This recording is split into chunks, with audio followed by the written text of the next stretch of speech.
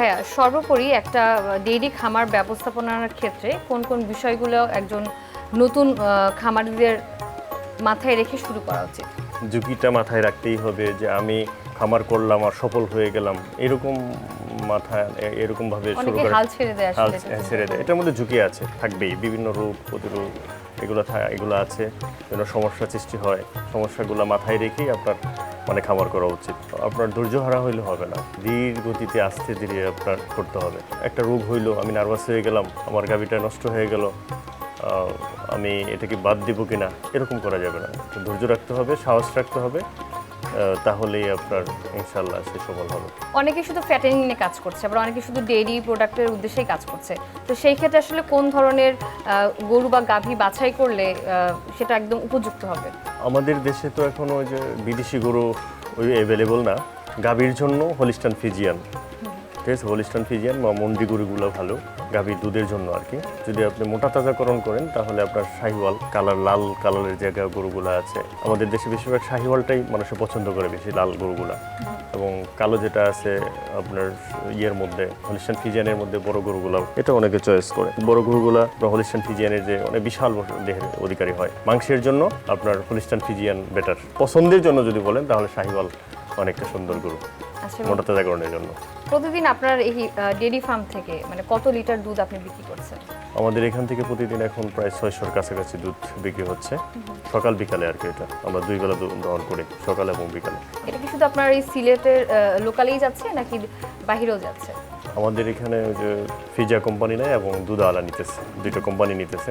আমাদের লোকাল 2-3 জন কাস্টমার আছে, তারা এখান থেকে আমাদের লোকাল যে বাজার আছে ওইখানে বিক্রি করে। তো প্রতিদিন 600 লিটার দুধ আপনি বাজারে বিক্রি করছেন, সেই সাথে ফ্যাটেনিং তো আছেই। তো সব মিলে আপনার তো একটা কস্টিং আছে, আসলে কেমন লাভ থাকে? কস্টিং প্রতিদিন যদি আমরা হিসাব করে প্রতিদিন প্রায় 30-35 হাজার টাকার মতো কস্ট আছে। আমার দুধ থেকে বিক্রি আসে প্রায় 43-44 হাজার টাকার মতো প্রতিদিন। আর ফ্যাটেনিংয়ের ক্ষেত্রে এটা তো মান্থলি হিসাব, বা 3 মাস পর পরে এটা একটা গরু থেকে ধরেন 3 মাস পরে 15-16 হাজার টাকার মতো টিকে। ফ্যাটেনিংয়ের যে কয়টা আমি কিনবো, ধরেন 10টা কিনলাম, 10টায় আমার পুঁজি গেল ধরেন 10 লাখ টাকা, সাপোজ 10 লাখ টাকা পুঁজি গেলো। আমি 3 মাস পরে এটার খরচ বাদ দিয়ে 10টা থেকে মোটামুটি লাখখানিক টাকা বা আর একটু বেশি থাকতে পারে। এটা বাজারের উপর ডিপেন্ড করে অনেকটাই। আপনি একজন সফল খামারি, একজন শিক্ষক এবং সেই সাথে সেবকও।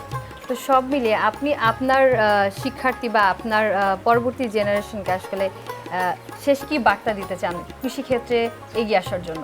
ভবিষ্যৎ বাংলাদেশের জন্য কৃষির বিকল্প আমি তেমন কিছু দেখি না। আমাদের যেহেতু অন্য তেমন কিছু নাই, বেকার না থেকে তার যতটুকু আছে, তার যদি অল্প পুঁজি থাকে কৃষিক্ষেত্রে, আপনি বর্তমানে যেটা আমি দেখছি, দেশি মুরগের ডিম 100 টাকা হালি। সে যদি আপনার একজন বেকার না থেকে সে যদি 50টা মুরগ পালে, আমার মনে হয় প্রতি মাসে সে 10-12 হাজার টাকা প্রফিট করতে পারবে 100টা মুরগ পালে। এখানে তো বেকার থাকার কোনো আমি দেখতেছি না, এবং এখনও এটার যথেষ্ট পরিমাণ ডিমান্ড আছে আমাদের এই বাংলাদেশে কৃষির প্রতি। সেটা হতে পারে ডেইরি, হতে পারে সেটা পোলট্রি, হতে পারে হাঁস পালন, হতে পারে তারপরে আপনার ছাগল পালন, হতে পারে ভেড়া পালন, হতে পারে ভুট্টা চাষ, হতে পারে। এরকম অসংখ্য কৃষির সম্ভাবনার একটা জায়গা আমাদের এই বাংলাদেশ। অনেক কিছুই করা সম্ভব। আপনার ড্রিম প্রজেক্ট কি?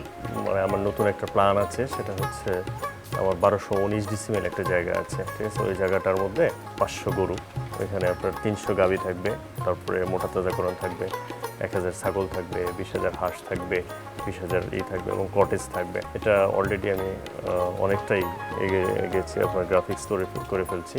তার মানে বলা যায় আপনি একটা এগ্রো ভিত্তিক রিসোর্ট টাইপ গড়ে তুলতে চাচ্ছেন, যেখানে আসলে শেখার জায়গাটাও তৈরি হবে, মানুষের বিনোদনের জায়গাও তৈরি হবে, এবং বিশেষ করে আমাদের দেশে এরকম আসলে শেখার অনেক ল্যাকিংস আছে। কাছ থেকে সারাদিন আমাদেরকে অনেক সময় দিয়েছেন এবং আপনার কাছ থেকে আসলে অনেক কিছু আমরা জানতে পেরেছি। আপনার ড্রিম পূরণ হোক, সেই দোয়া থাকবে। ধন্যবাদ আপু আপনাকে। আপনারা আরটিভি সেই বাংলাদেশে ঢাকা থেকে আমাদের এই গ্রাম অঞ্চলে আসছেন। আরটিভির এই সুন্দর প্রোগ্রাম আমার এই খামারে আসার জন্য আপনারা যারা এখানে দায়িত্বশীল যারা আছেন, অনেক কষ্ট করতেছেন, সকাল থেকে সন্ধ্যা পর্যন্ত আপনারা কাজ করছেন, এবং আপনাদের এই প্রোগ্রাম সফল সার্থক হোক।